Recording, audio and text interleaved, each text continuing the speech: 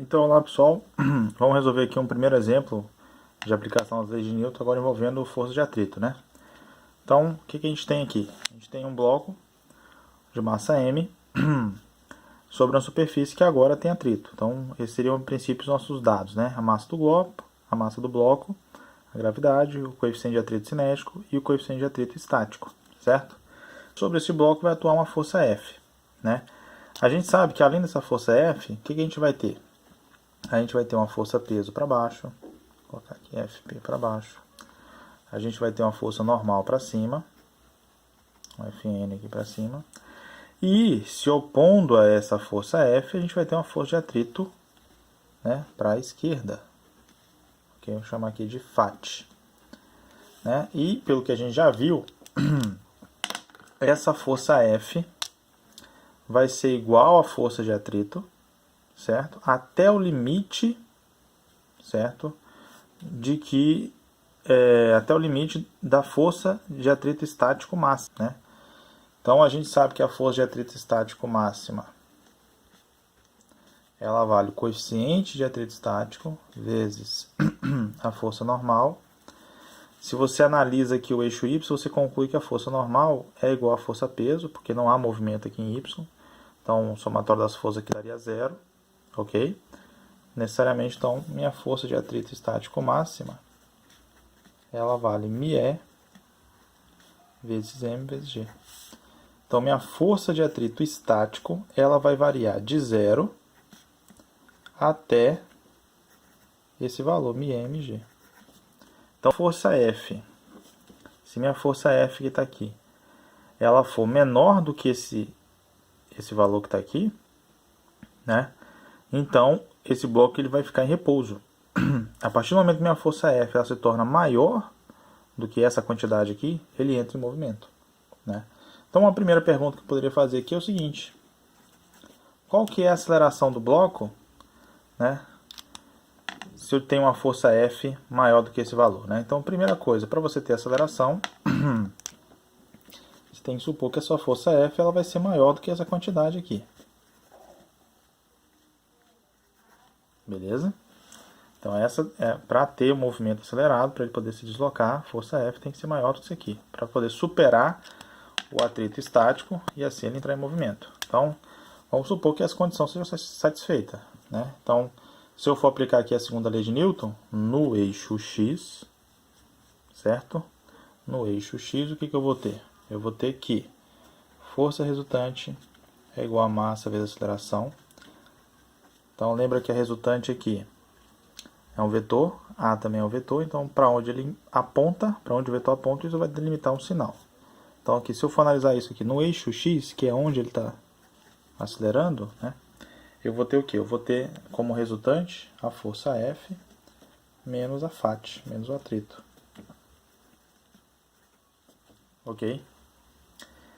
E aí, esse atrito aqui deixa de ser o atrito estático e passa a ser o atrito cinético. Então, aqui eu teria um F menos um μc agora, vezes uma força normal, né? Que a gente já sabe que é o quê? Massa vezes gravidade. Então, eu já estou adiantando aqui.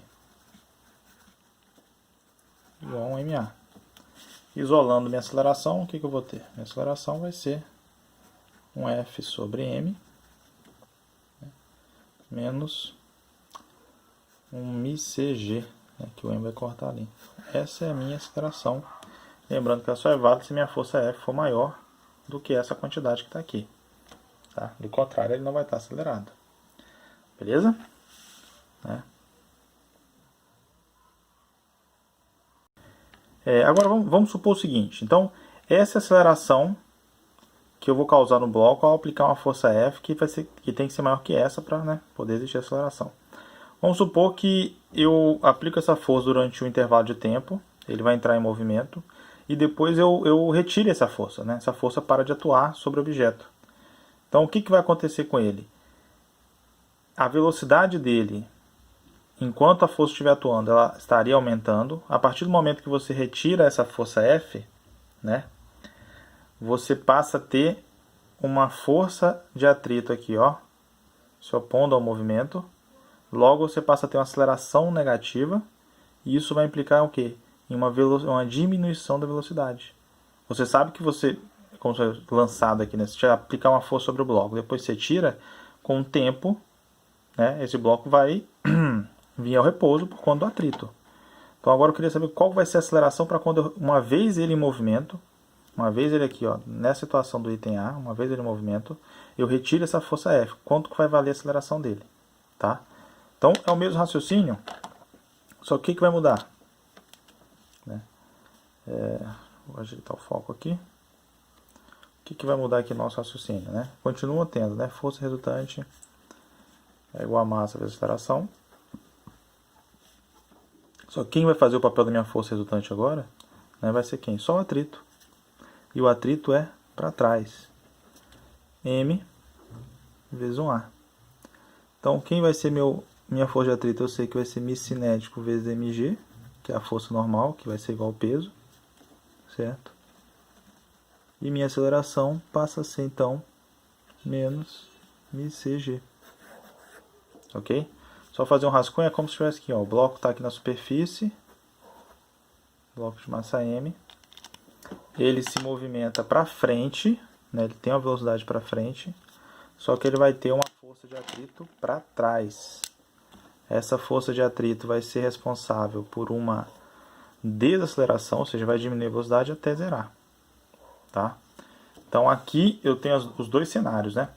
Aqui você pode notar, essa aceleração aqui ela vai ser positiva, tá? Se eu pego aqui e troco esse F por essa condição aqui, ó, maior que esse cara, aqui vai cortar um M aqui embaixo, né? Vai ficar μg menos μcg. Normalmente, não coloco isso como regra, mas normalmente esse coeficiente de atrito estático ele é maior que o coeficiente de atrito cinético. Então isso garante que para boa parte dos casos, né, minha aceleração ela vai ser positiva, tá? Então nessa situação é uma aceleração negativa que é totalmente condizente com o contexto que foi inserido, né, que vai ser responsável por desacelerar o objeto. Se você quisesse calcular, por exemplo, o deslocamento, né, que ele vai percorrer até o momento em que a força F vermelha ali dejetou até ele parar, você podia usar a Torricelli, né? Eu podia usar aqui um V quadrado igual a um V inicial quadrado mais 2 vezes A delta X, né? Só já que é o eixo X. A velocidade final que ele vai parar vai ser 0. 0. E aqui você consegue descobrir o delta X como sendo sobre menos 2A. Esse A vai ser negativo, vai cancelar com esse negativo daqui, aí daí você infere sobre A. O tanto que ele vai ter que deslocar até parar. Tudo bem? Então aqui é só para dar essa ideia mesmo conceitual do papel que a força de atrito tem sobre o movimento. Tá bom?